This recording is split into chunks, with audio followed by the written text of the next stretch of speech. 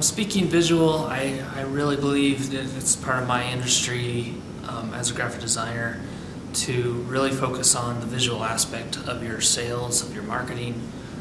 It's everything without the written word that people see and they identify with your company.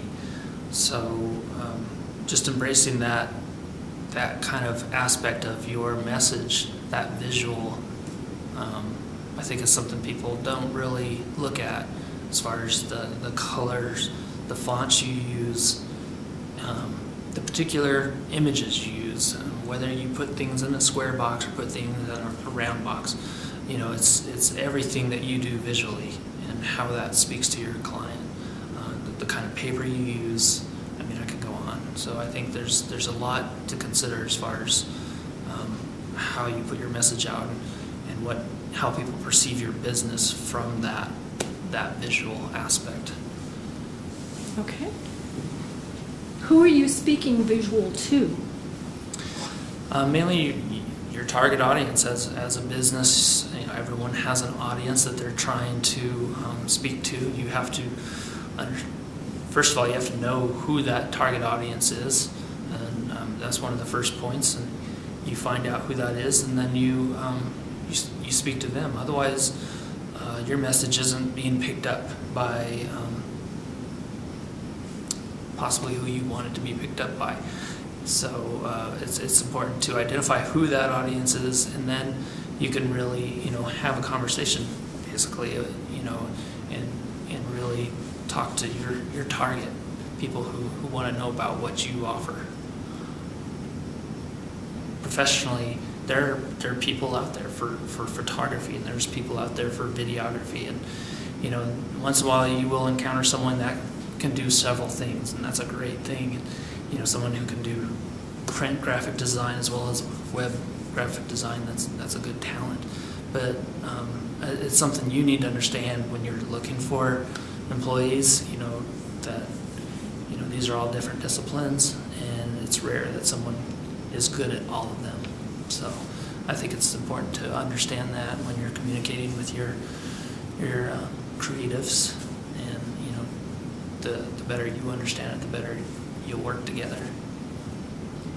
Graphic design got its roots, as I said, you know, on the drafting table with the T-square and the triangle, and you know, it's an age-old industry that's really come a long way with the computer. It's taken on a whole new life.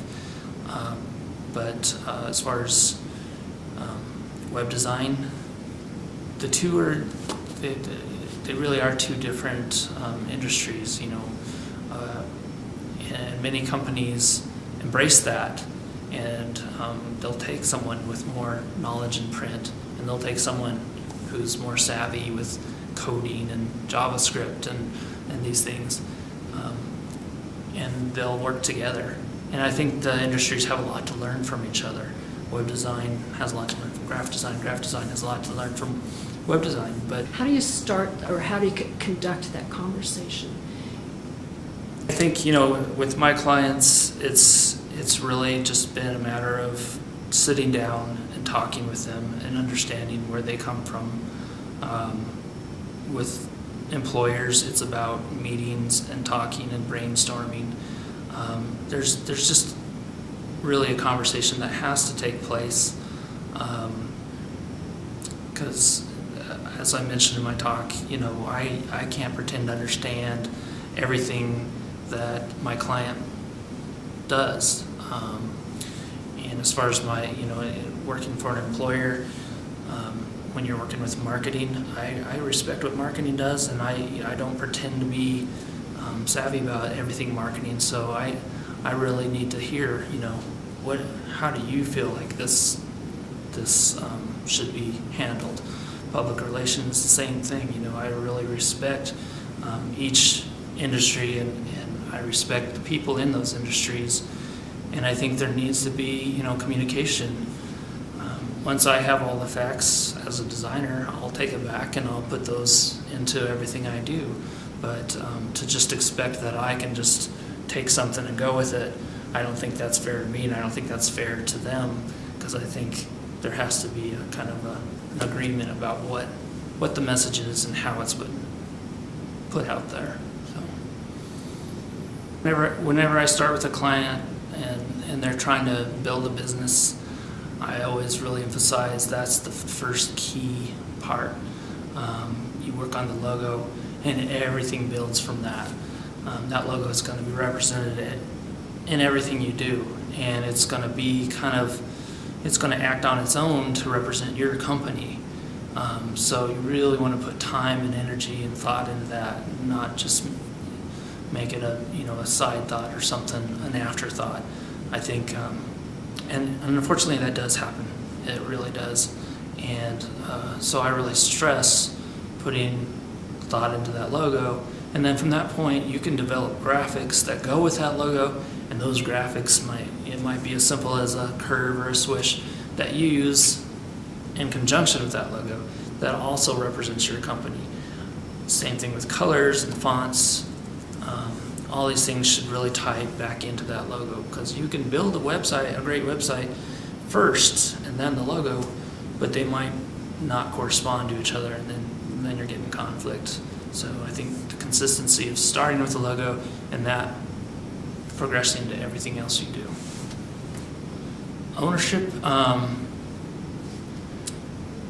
A logo, I think, needs to be treated almost like an employee in your company.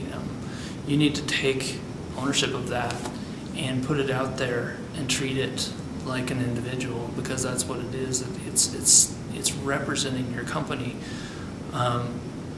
as well as everything else I included.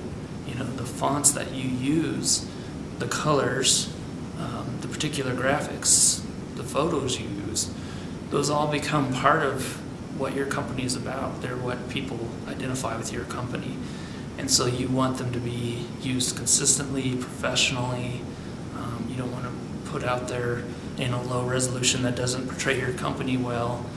You don't want them to be put out there in several different renditions or several different colors.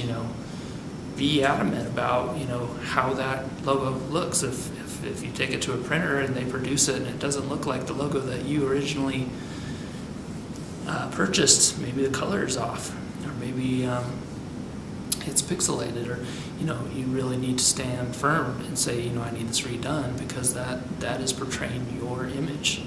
So good.